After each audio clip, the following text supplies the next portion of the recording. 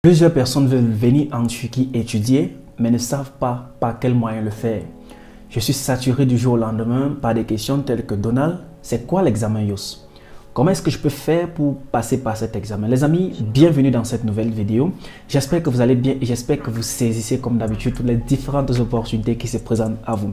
Alors dans cette vidéo, je vous donnerai le moyen le plus facile pour vous de pouvoir venir étudier en Turquie passant par l'examen IELTS. Si vous êtes nouveau ou nouvelle sur cette chaîne, deux choses à faire. Abonnez-vous, activez la cloche de notification pour ne rater aucune des publications qui seront faites sur cette chaîne.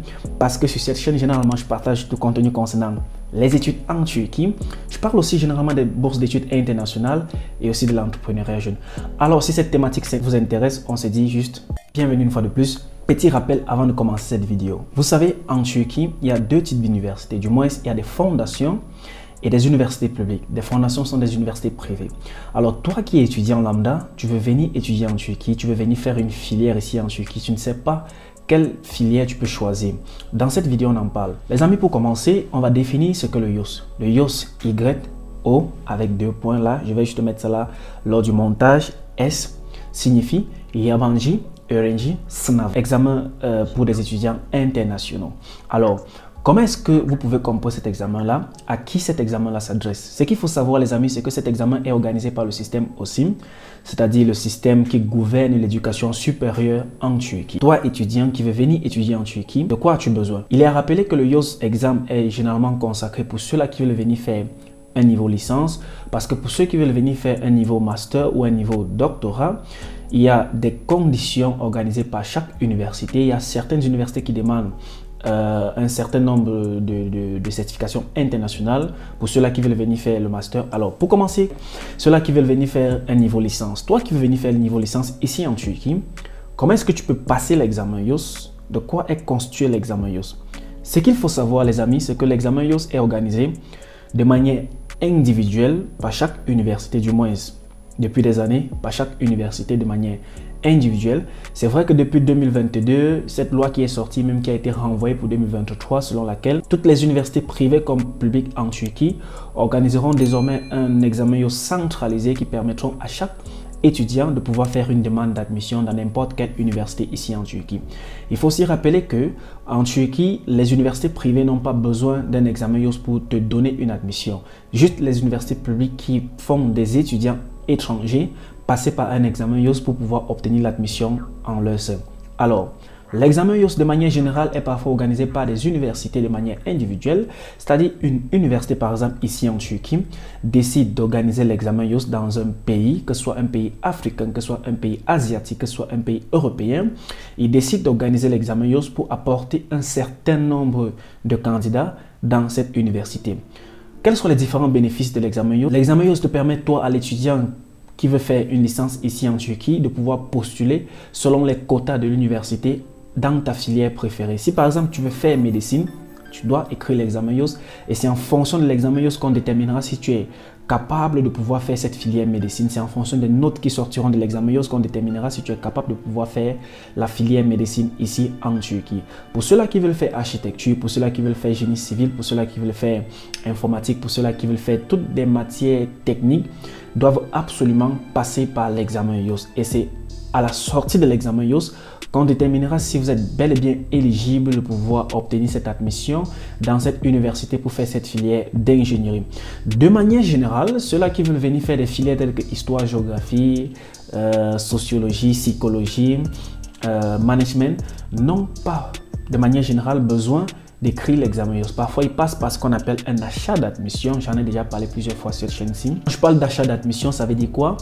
Vous partez auprès d'un partenaire à cette université, vous soumettez votre dossier et c'est lui-là qui part vers l'université avec votre dossier pour faire une demande d'admission. Bel et bien, vous allez payer une somme vraiment élevée parce que au-delà de la place que l'université fournit, elle attribue à cette place-là un certain montant que le partenaire doit payer et le partenaire aussi c'est du business, donc il attribue sa part de montant qu'il doit payer. Exemple concret, si par exemple vous avez besoin d'une admission dans une université ici en Turquie et que vous n'avez pas l'opportunité de pouvoir composer l'examen IELTS, comment est-ce que ça se passe?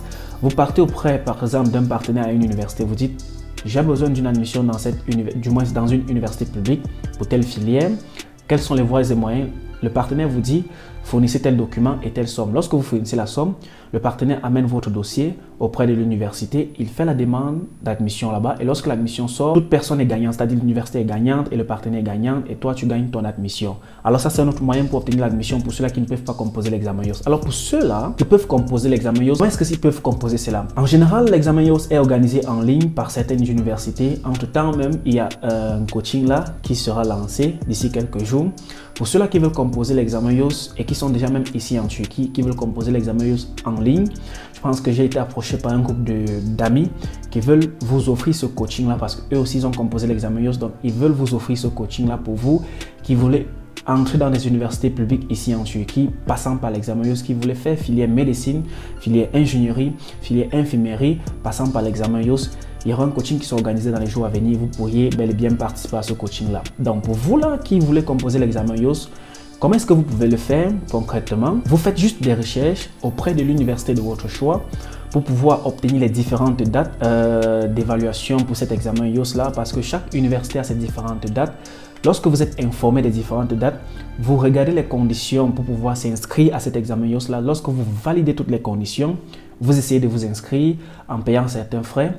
De manière générale, l'examen IOS peut coûter ici en Turquie entre 500, 600, 800 livres turcs. Je ne sais pas, ça fait plus ou moins peut-être 50, 60, 70 000 francs CFA et plus ou moins 75 $ environ.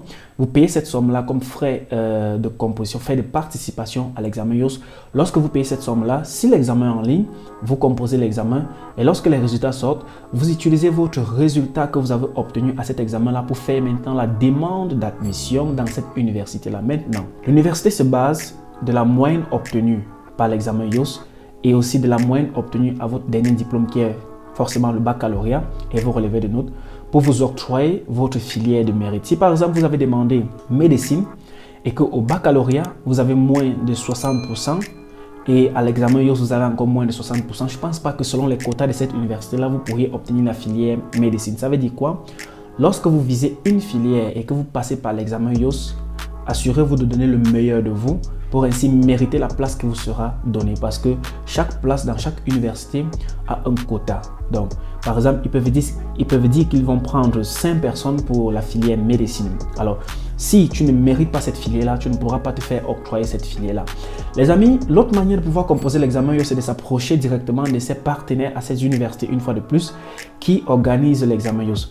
Tous ces derniers temps-ci, le constat est fait qu'il y a plusieurs institutions en Afrique principalement qui organisent l'examen IOS pour ces étudiants-là qui veulent venir étudier en Turquie parce qu'ils sont des étudiants internationaux.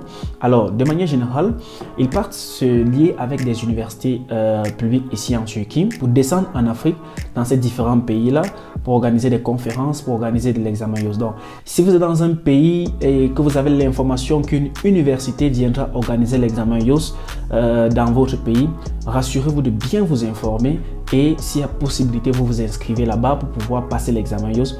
Et lorsque vous auriez passé l'examen IOS de manière générale, avec cet examen IOS-là, vous pourriez maintenant postuler dans la filière de votre choix dans cette université-là.